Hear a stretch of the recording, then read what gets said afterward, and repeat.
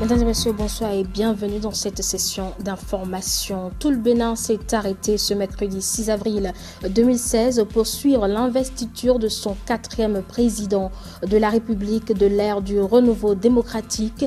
Élu le 20 mars dernier avec plus de 65% des suffrages exprimés, Patrice Talon a prêté serment ce matin au stade Charles de Gaulle de Porto Novo devant la Cour constitutionnelle et l'Assemblée nationale. Une cérémonie fort simple mais solennelle au cours de laquelle le nouveau chef de l'État a réaffirmé sa volonté de faire un mandat unique de 5 ans et de procéder à de nombreuses réformes. Océan TV consacre le premier numéro de son journal télévisé à l'investiture du tout nouveau président de la République. C'est une exigence constitutionnelle avant l'entrée en fonction de tout président de la République nouvellement élu. Patrice Talon l'a accompli ce matin. Depuis quelques heures, il est devenu pour les 5 prochaines années le président du Bénin. Avant de se rendre à Porto Novo pour la cérémonie d'investiture, le chantre du nouveau départ a eu un tête-à-tête de 15 minutes avec son prédécesseur Yayi Boni au palais de la Marina. Jusqu'à hier, le doute était entier sur cette pratique qui n'a rien de constitutionnel. Finalement, les deux ennemis d'hier se sont parlé et ont affiché un large sourire devant les caméras. Temps fort de cette étape, la Bible remise par Yayi Boni à Patrice Talon. Ensuite, le cortège du nouveau président de la République a pris la direction du stade Charles de Gaulle de Porto Novo pour la cérémonie d'investiture qui, elle, a valeur constitutionnelle, comme le prévoit donc l'article 53 de la Constitution du 11 décembre 1990. Le nouvel homme fort du Bénin a juré de servir avec loyauté et dévouement la République, formule prononcée devant les 7 sages de la Cour constitutionnelle, le président de la Cour suprême et l'Assemblée nationale. Toute la classe politique dans son ensemble était représentée à cette cérémonie avec la présence remarquée du Premier ministre Lionel Zinsou, challenger de Patrice Talon au second tour de la présidentielle, ainsi que la plupart des ministres du gouvernement. Patrice Talon a réaffirmé sa volonté de faire un mandat unique à la tête du Bénin et de le placer sous le signe des réformes. On l'écoute. Au plan économique et social, ainsi que de la jouissance des libertés individuelles, l'état des lieux n'est guère reluisant. L'urgence est donc aux réformes politiques, à la restructuration de l'économie nationale, à la reconstitution du tissu social, en redonnant confiance à nos concitoyens et à la restauration de la crédibilité de notre pays. Certes, la tâche paraît immense, mais ce n'est pas œuvre impossible si les actions à entreprendre s'appuient sur une vision claire ainsi que sur les compétences et les atouts dont nous disposons. C'est pourquoi je ferai de mon mandat unique une exigence morale en exerçant le pouvoir d'État avec dignité et simplicité. Je m'acquitterai de mes devoirs de président de la République avec humilité, abnégation et sacrifice pour le bien-être de tous. De la nation, je garderai toujours présent à l'esprit la conviction qu'elle est une et indivisible. Pendant une dizaine de minutes, Patrice Talon s'est adressé à ses compatriotes pour la première fois en qualité de président investi du Bénin. Un discours qui, déjà dans la durée, tranche avec les habitudes de son prédécesseur, ce qui n'a pas échappé aux personnalités politiques présentes ce mercredi matin à la cérémonie d'investiture à Porto Novo. Un bilan de la situation actuelle sans complaisance. La situation en était très difficile sur le plan économique, sur le plan social et aussi sur le plan politique.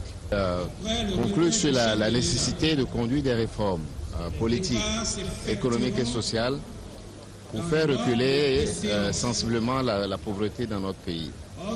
Je peux tout simplement dire que je suis fière d'être béninoise et je suis fière de tous les Béninois ensemble avec lesquels nous avons réussi le combat démocratique. Alors je retiens tout simplement que nous avons un président qui sera la locomotive qui va conduire le wagon contre l'impunité, contre l'injustice, pour une bonne justice et contre la corruption. Le président Talon a rappelé une fois encore ses engagements. Il a renouvelé sa volonté de les tenir, sa volonté de faire progresser le pays. Mais aussi, j'ai retenu aussi de ce discours une volonté de combattre l'impunité et de faire en sorte que le rôle de l'argent dans la politique béninoise soit le plus réduit que possible. Notre pays a montré une fois de plus sa maturité. Ce peuple est un peuple mûr, un peuple patient. Nous ne faisons pas des envolées, tout ça, mais quand le moment est venu, nous savons faire notre travail. Et il y a de quoi être vraiment fier de ce peuple-là. Depuis le 20 mars, son nom est sur toutes les lèvres et dans toutes les conversations. Qui est Patrice Talon? Comment l'ancien Maya du coton est passé en moins de 5 ans du stade des îlets à celui de chef de l'État? Je vous invite à aller à la découverte du nouveau président du Bénin à travers ce portrait que nous dresse Marcus Koudjanma. Patrice Talon est né à Abomey dans le centre du Bénin le 1er mai 1958.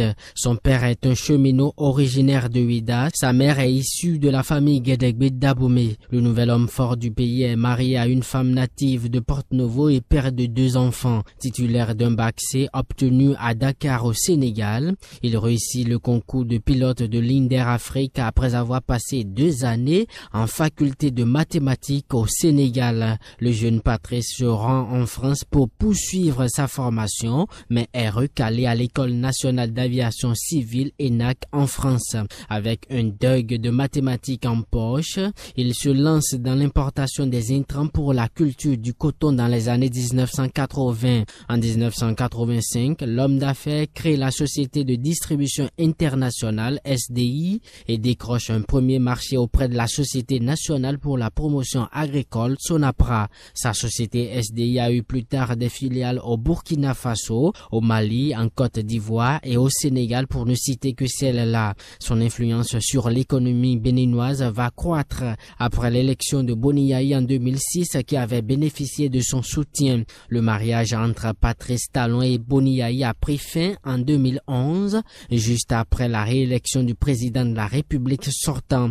Il quitte clandestinement le Bénin pour la France. Dès lors, plusieurs affaires éclatent dont les supposées tentative d'assassinat du chef de l'État et tentative de coup d'État. Le roi du coton révèle plus tard en octobre 2012 sur Radio France Internationale qu'il est une victime de Boni Yayi parce qu'il s'est opposé à son projet de révision de la Constitution. Patrice Talon a vécu en exil à Paris de mai 2012 à octobre 2015. Il annonce depuis l'Hexagone par le biais d'un entretien réalisé et diffusé par plusieurs canaux de communication en août 2015, son envie de briguer la magistrature suprême. L'homme d'affaires rentré de son exil le jeudi 8 octobre 2015 après 3 ans d'absence au pays et remporte le scrutin présidentiel au second tour avec 65,37% des voix face à Lionel Zissou, dauphin de Boni Yayi qui a obtenu 34,63% des suffrages.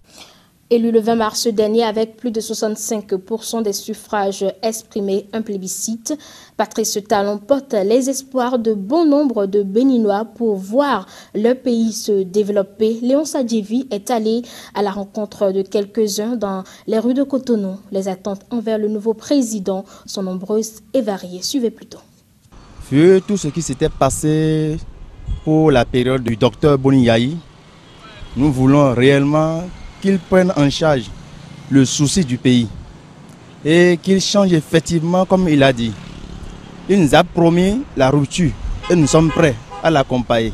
Je souhaiterais que le nouveau président, M. Patrice Talon, soit à l'écoute de tout le monde, à l'écoute de tout le peuple béninois, l'opposition comme de la mouvance, et faire les réformes qu'il a programmées là, qu'il les fasse dans l'intérêt supérieur de la nation et non pour un clan donné. Et que les réformes, tant entendues, impactent réellement la vie de la population. Comme le mot le dit, c'est la rupture par rapport aux choses qui ont été faites au temps de Yayi Boni. L'impunité, la corruption, la mauvaise gestion. Donc ce que nous attendons, c'est la mise en œuvre de tout ça là. Ce nouveau président, c'est le choix du peuple. Et ce que nous souhaitons pour lui, premièrement, l'emploi et la justice. En matière d'attente, il faut dire que moi, personnellement, je sais que le pays a été secoué par une certaine division qui ne dit pas son nom entre les fils de ce même pays où on arrive à distinguer le nord et le sud. On souhaite qu'ils puissent véritablement relever ce défi d'union nationale. C'est avec cet élément, mesdames et messieurs, que nous refermons ce premier numéro du journal télévisé sur Océan TV, une édition exclusivement consacrée à l'investiture du nouveau président de la République du Bénin, Patrice Talon. Et suivez-nous désormais tous les soirs sur Océan-TV-matinal.info. Prenez le rendez-vous demain pour une nouvelle édition. Merci de nous avoir suivis.